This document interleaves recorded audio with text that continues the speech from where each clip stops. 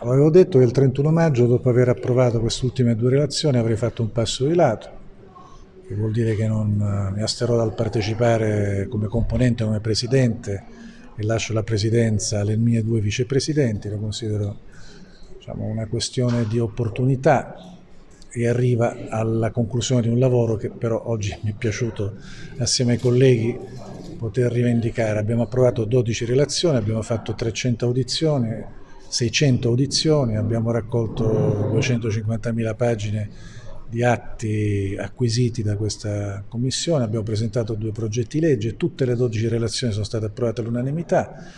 Mi sembra che i temi sui quali ci siamo, come dire, cimentati e misurati non sono temi neutrali anche rispetto alla politica, dai rifiuti alla sanità, ai beni confiscati, alle periferie, alle partecipate, e il fatto che questo lavoro abbia portato a un voto convinto, unanime da parte di tutti i commissari. Ricordo che 8 commissari su 13, 9 commissari su 13 sono del centrodestra. Io lo considero dal punto di vista mio, personale, politico, la più bella gratificazione che potessi avere, perché dimostra la qualità del lavoro che abbiamo costruito in questi anni.